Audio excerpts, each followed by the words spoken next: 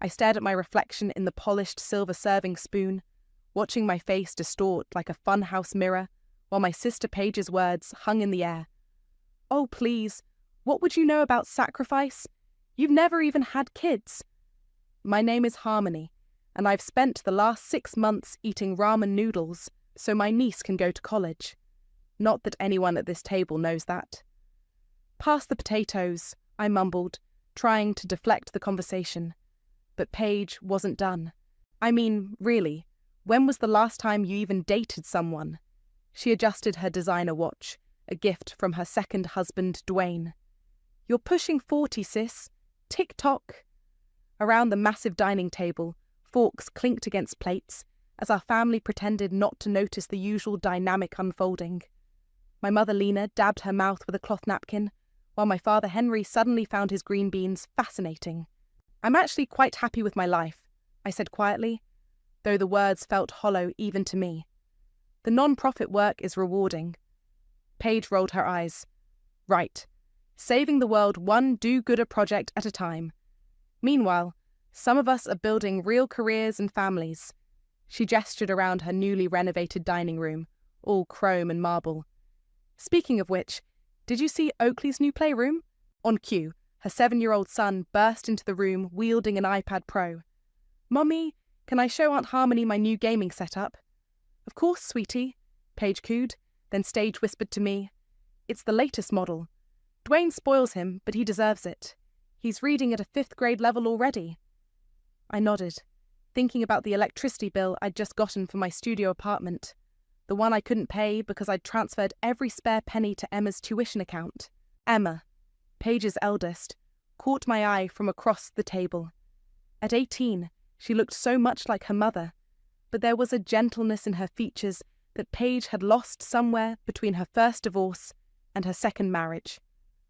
"Aunt Harmony helped me with my English paper last week," Emma offered. "She's really good at editing." "That's nice, honey," Paige dismissed, "but you should really be focusing on practical skills, like business or law, something that actually pays." My mother finally spoke up. "Paige has a point, dear. We worry about you, all alone in that tiny apartment. Teaching underprivileged kids to read is noble, but it doesn't buy a house," I finished for her. "I know. Or attract a husband," Paige added with a smirk. "I mean, what kind of man wants a woman who can barely support herself?" I gripped my fork tighter, thinking about the second job I'd picked up tutoring after hours, about the spreadsheet on my laptop tracking every penny I'd managed to scrape together for Emma's education, about the letter from Harvard sitting in my email inbox, waiting to be printed and signed. "I managed just fine," I said. "Really?" Paige leaned forward.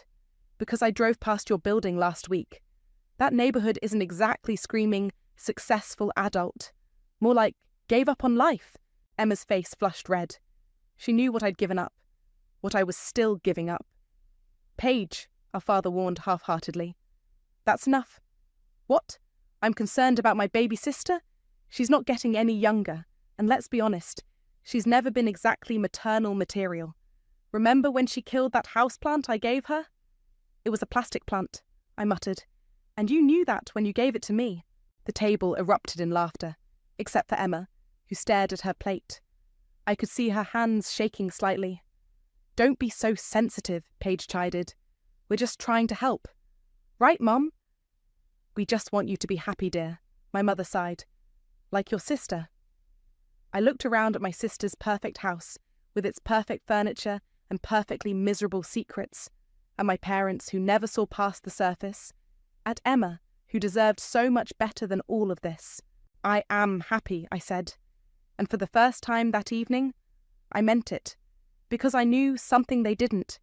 In 6 months, Emma would be walking through Harvard Yard, her head held high, while Paige's carefully constructed world of appearances crumbled around her designer shoes. Sometimes the best revenge isn't saying anything at all.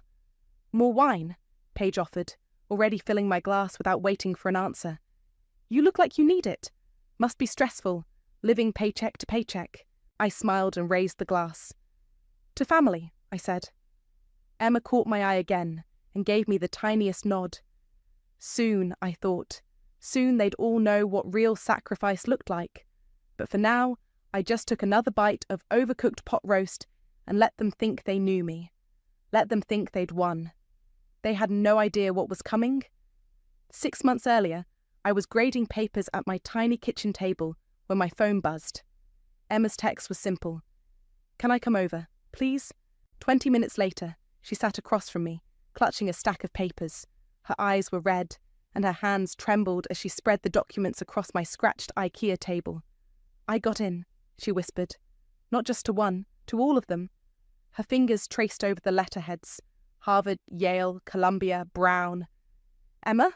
That's incredible." I reached for her hand, but she pulled away. "Mum won't help me," she said, her voice cracking. I told her about the acceptances, and she laughed. My heart sank. "What exactly did she say?" "She said I deliberately betrayed her by applying to schools she didn't approve of, that I knew she wanted me to go to state school, where her friends' kids go, where she could show me off at local alumni events." Emma's shoulders shook. She said if I wanted to ruin my life with liberal arts dreams, I could pay for it myself. I stood up and put the kettle on, a habit I'd picked up from my mother, ironically, making tea for difficult conversations. "Did you show these to your dad?" I asked, though I already knew the answer. Emma's father had disappeared years ago, leaving nothing but a trail of unpaid child support. Mum said she won't even let him co-sign loans if he offers. Not that he would. Emma pulled out another paper, a financial aid letter. "I got some scholarships, but there's still a huge gap. Like, huge. I set 2 mugs of chamomile tea on the table and studied the numbers. My stomach clenched. The remaining cost per semester was more than I made in 3 months. "What about Dwayne?" I suggested. "He seems to throw money around pretty freely." Emma's laugh was bitter. "Mum said, and I quote, 'Dwayne's money is for Oakley's future. You had your chance to be reasonable.'" I watched my niece, this brilliant, determined young woman, crumple in on herself, and something inside me hardened into resolve. "Let me think about this," I said carefully. "There might be a way." Emma looked up sharply. "Aunt Harmony, no. I know you don't have money. Mum makes sure everyone knows that." I opened my laptop and pulled up my banking app. "I have some savings, and my credit is good. I could—" "Stop." Emma stood up so quickly her chair scraped against the floor. "I won't let you destroy yourself for me. I've seen your apartment. I know you're already struggling." Sit down." I waited until she did. "Do you know why I work at the nonprofit?" She shook her head. "Because every day I get to help people who society has written off, people who just need one person to believe in them." I reached across the table and grabbed her hand. "You're not a lost cause, Emma. You're an investment." "Mum says—" "Your mother," I interrupted, "is afraid of anything she can't control, including you becoming more successful than she is." Tears spilled down Emma's cheeks. "I can't pay you back. Not for years." "I don't want you to pay me back. I want you to succeed. To prove her wrong." I started typing numbers into a spreadsheet. "But you have to promise me something." "Anything. Don't tell her. Don't tell anyone. Let her think you figured it out on your own." I looked up from the screen. "Can you do that?" Emma nodded slowly. "But why? Why help me in secret?" I thought about all the family dinners, all the snide comments, all the times Paige had made sure I knew I was less than her. Because sometimes the best revenge is letting people believe they've won, right until the moment they realize they've lost everything. 3 months later, I handed Emma an envelope containing the first semester's tuition payment. We stood in my apartment, surrounded by the moving boxes she'd secretly packed while Paige was at yoga. "I don't deserve this," she whispered, holding the envelope like it might disappear. "You deserve everything," I corrected her, "and more. How did you even get this much money?" I thought about my sold car, my emptied retirement account, the 3 extra tutoring clients I'd taken on. "Don't worry about that. Just promise me you'll work hard." Emma hugged me fiercely. "I will.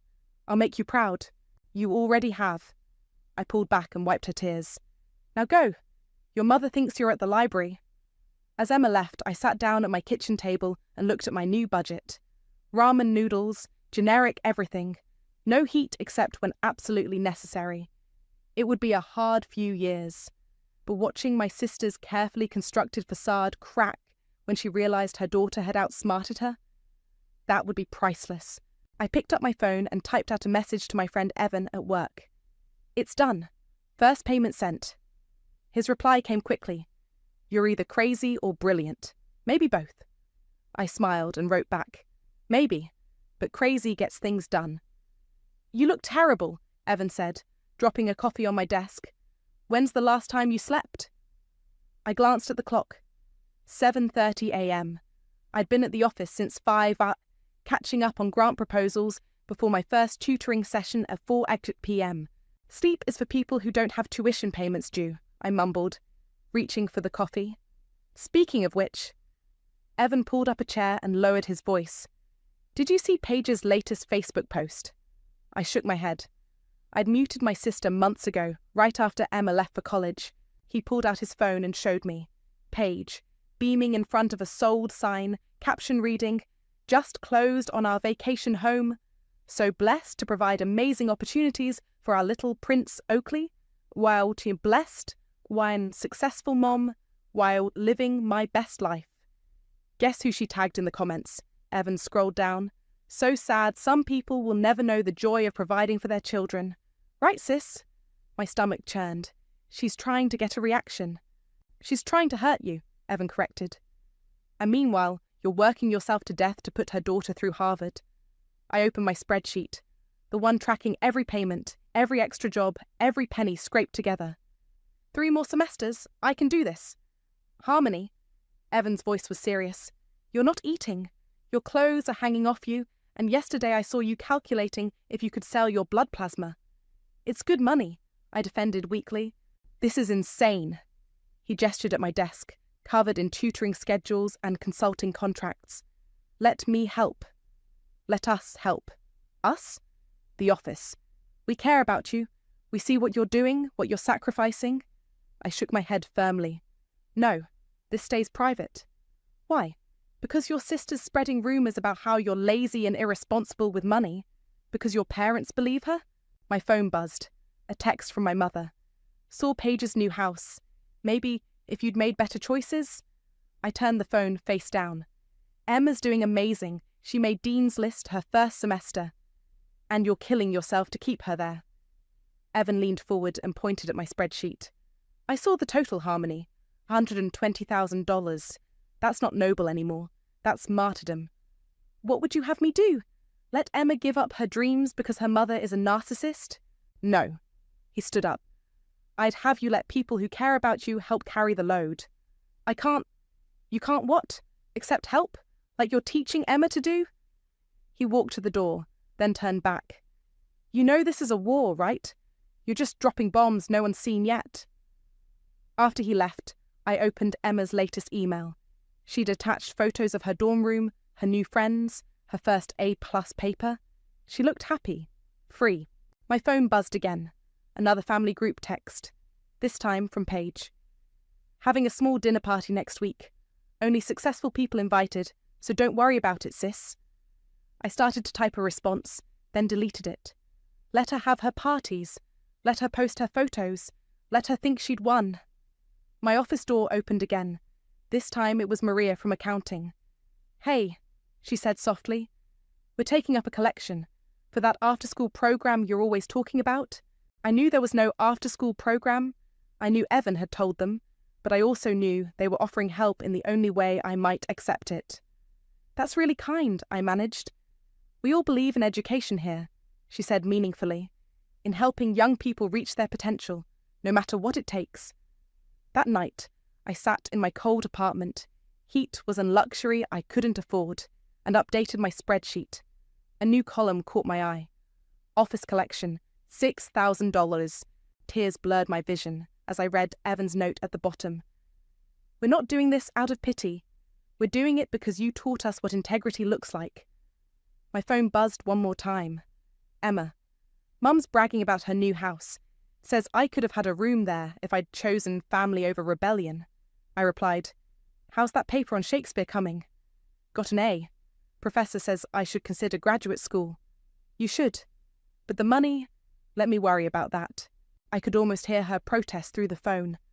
Aunt Harmony. Trust me, I typed. Some things are worth every sacrifice. I looked at my bare apartment, my empty fridge, my stack of tutoring materials, then at the photo of Emma on my desk, smiling in front of Harvard Yard. Evan was right. This was a war. But wars aren't always won with dramatic battles.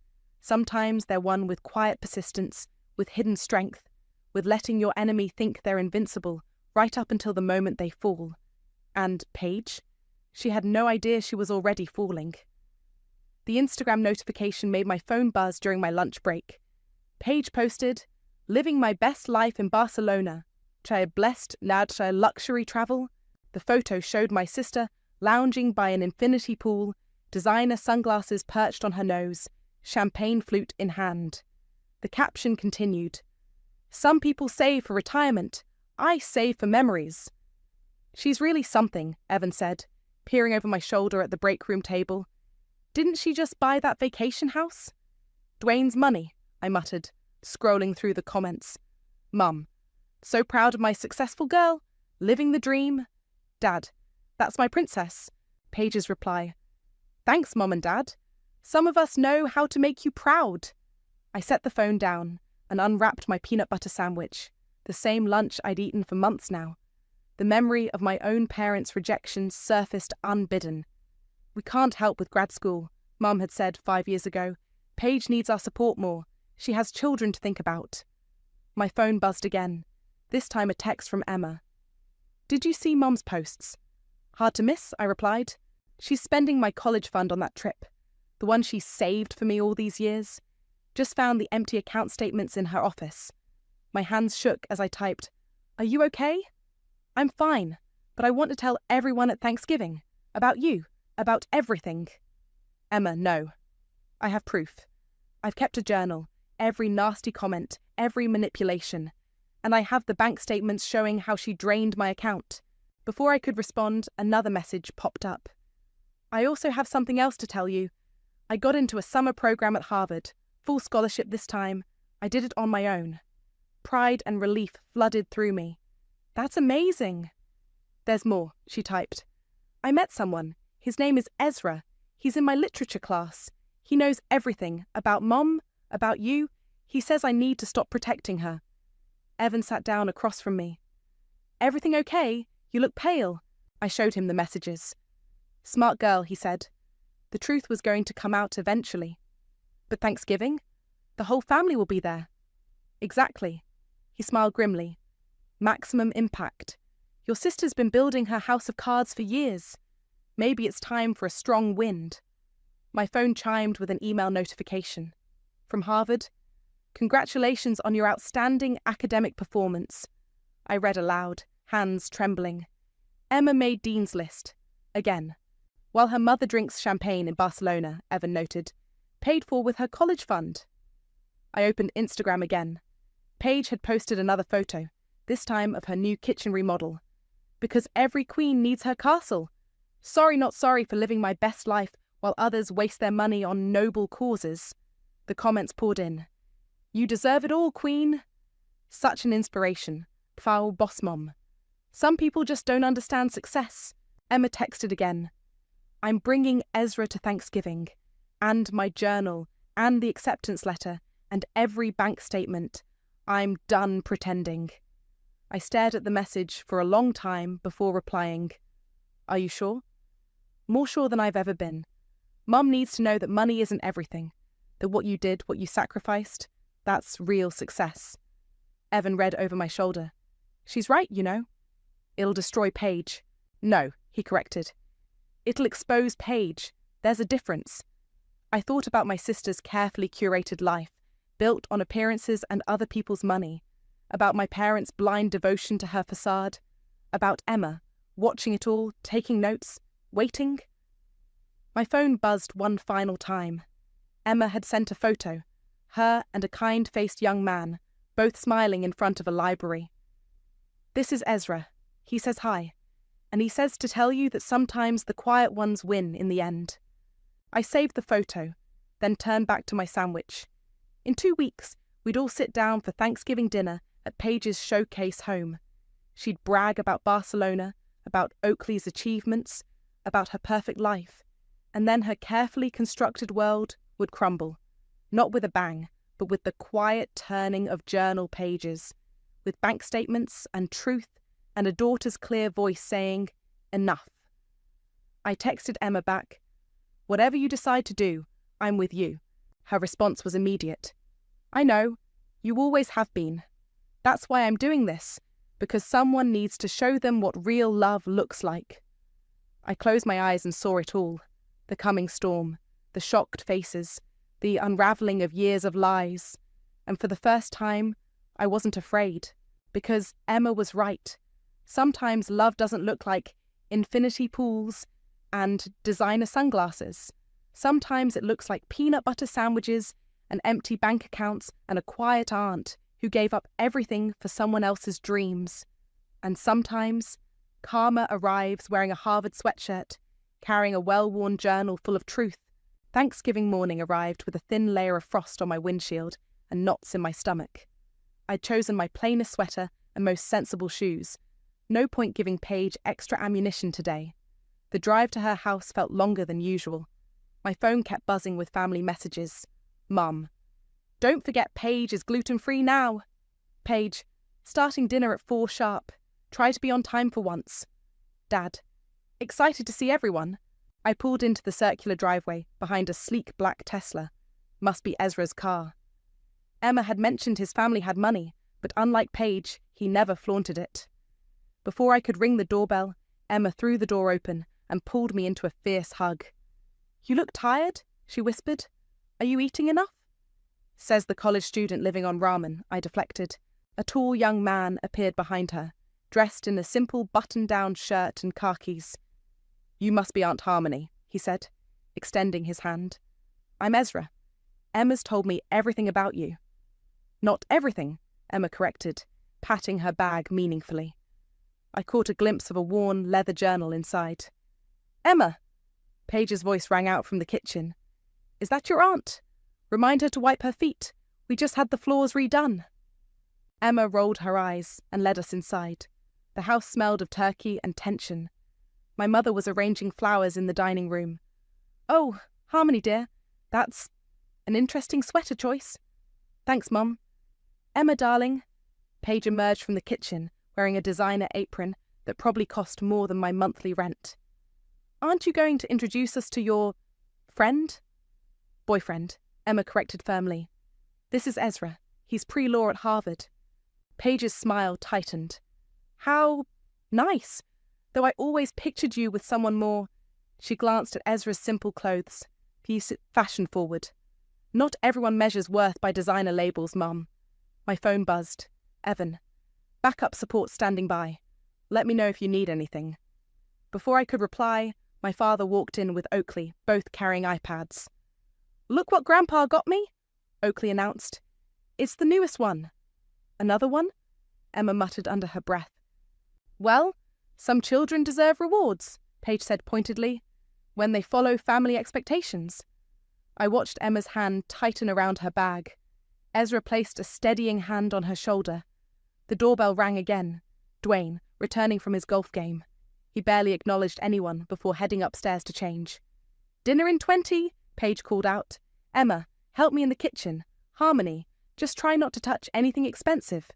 As soon as Paige and Emma disappeared into the kitchen, my phone rang. It was Evan. "Hey." I stepped onto the back patio to take the call. "Everything okay?" "Just checking in. Also, remember that collection we took up? It's grown. We're up to $6,000 now." Tears pricked my eyes. "Evan, the whole office believes in what you're doing, in who you are." His voice softened. "Don't let them make you feel small today." Back inside, everyone was gathering around the dining table. Emma caught my eye as I sat down, then leaned close to whisper. "I brought the acceptance letter and the journal." My heart raced. "Are you sure about this?" She squeezed my hand under the table. More sure than I've ever been. Paige swept in with the turkey, beaming at her perfect table setting. "Before we begin, I'd just like to say how blessed I am to have such a successful life. My beautiful home, my perfect Oakley, My supportive husband? Your Barcelona trip? Emma added innocently. Yes. Speaking of which, who wants to see pictures? As Paige pulled out her phone to show off her luxury vacation, I watched Emma exchange a look with Ezra. He nodded slightly. Mom? Emma said clearly. Before we start, I have something to share with everyone. Paige waved her hand dismissively. After dinner, honey. Now, look at this infinity pool. No. Emma's voice was stronger now. I think everyone needs to hear this now. The room grew quiet. My mother set down her wine glass. My father stopped scrolling on his iPad. Emma! Paige's voice held a warning. This is not the time. Actually, Emma reached into her bag. This is exactly the time. I watched my niece pull out her journal, her hands steady, her eyes clear. Beside her, Ezra sat up straighter, ready to support her. Across the table, Paige's perfect smile began to crack, and I realized this wasn't just Emma's moment of truth. This was karma, served on a Thanksgiving platter with a side of long overdue justice. The journal opened with a soft crack of leather, and the real feast was about to begin. So, Paige's voice dripped with false sweetness. How's that state college treating you, Emma? Making lots of friends at the local campus? Emma placed her Harvard acceptance letter on the table. Actually, I've been at Harvard. Dean's List both semesters. The silence was deafening. Paige's fork clattered against her plate. That's impossible, she sputtered. We discussed this. You couldn't afford... I couldn't, Emma agreed, but someone else could. She opened her journal. Someone who actually cares about my future. My mother's hand flew to her throat. Emma, dear, what are you saying? I'm saying that while Mom was posting about her Barcelona trip, paid for with my college fund, by the way. Emma's voice was steady. Aunt Harmony was working 3 jobs to put me through Harvard. Paige's face went white. That's ridiculous. She can barely afford her rent. Exactly. Emma turned a page in her journal. Should I read what you said about that, Mum? Let's see. September 15th. Mum says Harmony is an embarrassment to the family. Living in that cheap apartment, driving that old car. She looked up. The car she sold to pay for my textbooks. Emma, my father warned. That's enough. No, it's not. She continued reading. October 3rd. Mum told everyone at her dinner party that Aunt Harmony was probably going to end up homeless. They all laughed. Emma's voice cracked, while Aunt Harmony was skipping meals to save money for my tuition. Dwayne shifted uncomfortably. Paige, did you really spend Emma's college fund on that trip? Of course not. Paige reached for her wine glass. Emma's being dramatic. She's always been... I have the bank statements, Emma cut in, pulling out more papers. You transferred everything to your personal account the day after I told you about Harvard? My mother gasped. Paige, tell me you didn't... Oh, like you're any better? Emma flipped to another page. November 20th. Grandma says Aunt Harmony is just jealous of Mum's success, that she should have tried harder in life. She turned to our mother. Do you know what trying harder looks like? It looks like walking 5 miles to work because you can't afford gas. It looks like living without heat in winter. Oakley looked up from his iPad, confused.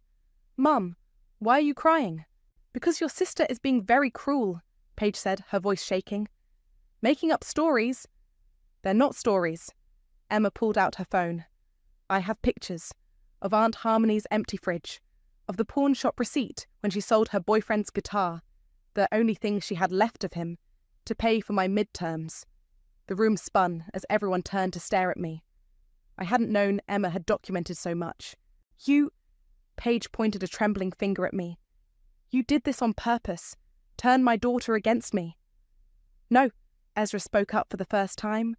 Your daughter just finally saw the truth. We all did. And who are you to judge my family? Paige snapped. I'm someone who knows what real love looks like, he replied calmly. It looks like sacrifice, like putting someone else's dreams before your own comfort. Emma wasn't done. She pulled out one final paper, a text message screenshot. Here's what finally made me decide to speak up. Mum's text from last week. Emma deserves to struggle like the rest of us. It builds character.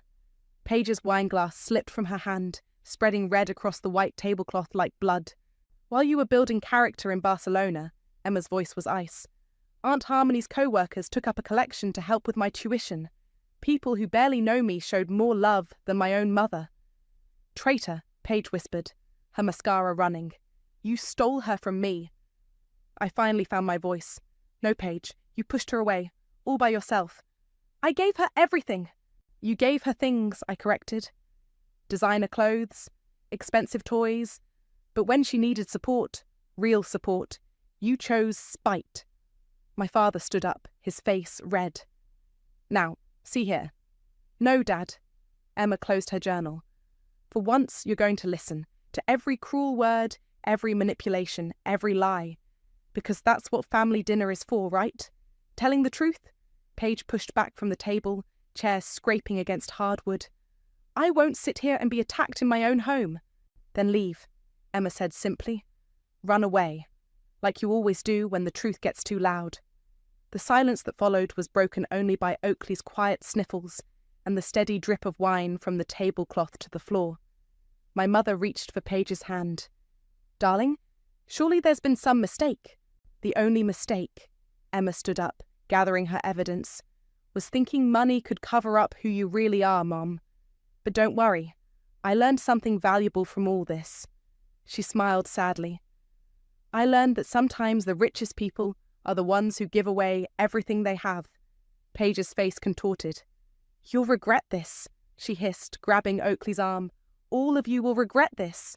As she stormed out, dragging her crying son behind her, Emma turned to me and whispered, I brought the acceptance letter. And the journal. I couldn't help but smile through my tears. I know, sweetie, I know. The sound of Paige's heels clicking on hardwood echoed through the house as she stormed back in, Oakley still sniffling behind her. No, she seethed. You don't get to sit there looking righteous. Not in my house. Paige, Dwayne started. Maybe we should... Shut up, she whirled on him. This is between me and my manipulative sister who turned my daughter against me. I stood up slowly. Is that what you think happened? I know exactly what happened. Paige spat.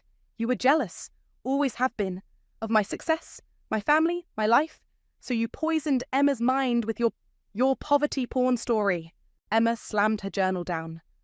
Want to hear more stories, Mum? How about March 12th? Mum told Aunt Harmony she should be sterilized since she'd make a terrible mother anyway. I was joking, Paige protested. April 23rd, Emma continued. Mum bought another designer bag while telling everyone Aunt Harmony probably sells drugs to afford food. That's enough, my father interrupted. No, I said quietly. Let's tell the whole truth. You want to know how I afforded Emma's tuition, Paige. I sold everything I owned. I worked 90-hour weeks. I lived on ramen and dollar store coffee. Nobody asked you to. I pawned Mum's wedding ring, I cut in. The one she gave me when I turned 30, said it would help me find a husband someday. I turned to our mother. It paid for Emma's chemistry textbooks. Mum's face crumpled. Harmony, I didn't know. Of course you didn't. You were too busy celebrating Paige's new kitchen remodel. You had no right, Paige screamed. She's my daughter. Then act like it, I shouted back, surprising everyone, including myself. While you were in Barcelona, I was helping her apply for scholarships. While you were buying Oakley his third iPad, I was skipping meals to afford her dorm deposit. Dwayne stood up. Paige, did you really spend Emma's college fund? Stay out of this. No, he said firmly. I want to know, because I've been writing checks for Oakley's future, thinking Emma was taken care of. Emma pulled out the bank statements. Want to see where it went, Dwayne? Designer clothes, spa weekends, first-class tickets to Europe. Paige lunged for the papers, but Ezra smoothly moved them out of reach. You ungrateful little... Paige started. Grateful? I stepped between them. She worked 2 campus jobs while maintaining Dean's List. She earned a summer research position. She did everything right, Paige. Everything you should have been proud of. I would have been proud if she'd followed my plans. Your plans? Emma laughed bitterly. You mean like State University, where you could show me off at alumni events? Where I could join your sorority and marry someone you approved of? I wanted what was best for you. No, I said softly. You wanted what was best for your image. The room fell silent except for the sound of Paige's ragged breathing. You know what the worst part is? Emma's voice broke. I kept thinking you'd change. Every time Aunt Harmony helped me, I thought, Mum will come around. She'll see I'm doing well and be proud. Paige's mascara-stained face twisted. Proud?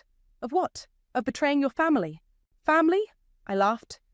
You want to talk about family? Let me tell you about family, Paige. Family is Emma calling me crying because you laughed at her Harvard acceptance letter.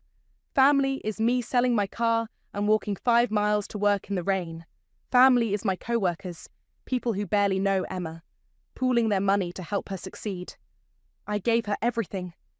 You gave her things, Emma corrected. Aunt Harmony gave me a future. My mother finally spoke up, her voice small. Why didn't you tell us you needed help, Harmony? Would you have believed me? Over your perfect daughter? Dad shifted uncomfortably. We could have what? I turned to him. Could have helped like you did when I wanted to go to grad school. Oh, wait, you gave that money to Paige for her first wedding instead. Paige's face went from rage to something else. Fear. Because for the first time, everyone was seeing the truth. The carefully constructed image was cracking, and behind it was nothing but spite and selfishness. Get out, she whispered. All of you, get out of my house. Gladly, Emma stood, gathering her papers. But first, let me read one last entry, the one that started it all. She opened the journal one final time. Mum says Emma deserves to struggle like the rest of us. She'll regret choosing her own path. Emma closed the journal and looked directly at Paige. You're right, Mum. I did choose my path. I chose truth over appearances, love over money, and Aunt Harmony over you. As we walked out, leaving Paige standing in her perfect house with her perfect lies crumbling around her, I heard Dwayne ask quietly, What else have you been lying about? The last thing I saw was Oakley tugging on his mother's designer dress, asking, Mum, why does everyone look so sad? But Paige had no answer. For once in her life, she had nothing left to say. The morning after Thanksgiving, I woke to sunlight streaming through my apartment windows, and a note slipped under my door. Emma's handwriting. Stayed at Ezra's last night. Couldn't face Mum. But I needed to tell you something. Thank you for saving my life. Love, Emma. My phone buzzed. Evan calling. Hey, I answered, voice still rough with sleep. Happy day after Thanksgiving. How are you holding up? Before I could answer, another call beeped through. My mother. I should take this, I told Evan. Want me to come over later? Maybe. Let me see how this goes. I switched calls. Hi, Mum. Harmony. Her voice was different, smaller somehow. I've been up all night thinking about everything. About you, about Emma, about... She took a shaky breath. About how wrong we were. I sat down on my worn couch saying nothing. Your father and I, we enabled Paige, believed her lies because they were prettier than the truth. She paused. Dwayne left last night, took Oakley to his mother's, said he needed time to think about who he really married. Mum, no, let me finish. I found your old grad school application, the one you wanted us to help with. I wrote a check this morning. I know you don't need it anymore, but I need to do it, to start making things right. My phone buzzed with a text. Emma, Ezra's parents want to meet you. They say anyone who sacrifices everything for education deserves to be celebrated. Mum, I said gently, it was never about the money. I know that now. She was crying. It was about love, real love, the kind Paige never understood. Another text came through, from my father. I'm sorry for everything, for not seeing you. Then another from Evan. Office wants to throw Emma a celebration party. They say their investment in her future needs proper recognition. Harmony? Mum's voice pulled me back. Can we start over? Try to be the parents you deserved? Before I could answer, there was a knock at my door. Through the peephole, I saw Emma and Ezra, holding coffee and breakfast bags. Mum, I need to go, but yes, we can try. I opened the door to Emma's smile, so much brighter now, so much freer. We brought real food, she announced, holding up the bags. No more ramen for you. Your mum just called me, I said. I know, she called me too. Emma set the food down. She told me about Dwayne leaving, about how everything's falling apart for Paige. And how do you feel about that? Emma exchanged a look with Ezra. Honestly, relieved. Like maybe now she'll have to face who she really is. My phone kept buzzing with messages. From co-workers, from family members, from people who had witnessed Paige's cruelty over the years, and finally felt free to speak up.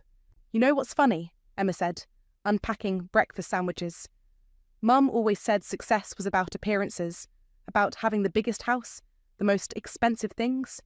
She smiled. But real success is sitting in a tiny apartment with the people who truly love you, eating breakfast sandwiches and knowing you did the right thing. Ezra raised his coffee cup. To doing the right thing. To truth, Emma added. To family, I finished. The real kind. My phone buzzed one final time. A text from Paige. You'll regret this. All of it. I showed it to Emma, who took my phone and typed back. No, Mum? The only regret here is yours, for choosing pride over love, for missing out on knowing what real family looks like. She handed my phone back just as another knock came at the door. This time it was Evan, carrying more food and wearing a huge grin. The office wouldn't let me come empty-handed, he explained. They say proper revenge should be celebrated with proper breakfast. It wasn't revenge, I said softly. It was justice. Emma hugged me suddenly, fiercely. It was love, she whispered. The kind that changes lives. We all squeezed around my small table, Emma, Ezra, Evan, and me.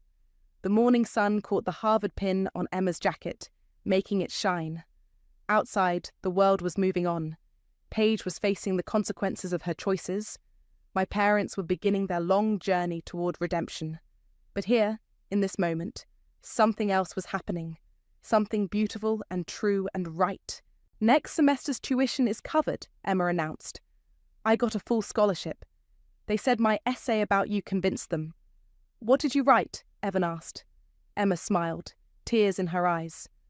The truth, about how sometimes the strongest people are the quietest.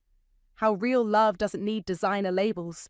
How one person's sacrifice can change everything. She reached for my hand across the table. How my aunt taught me that revenge isn't about destroying someone else's life. It's about building your own, brick by brick, truth by truth, love by love. And sitting there, surrounded by the family we chose, I finally understood. Sometimes the best revenge isn't revenge at all.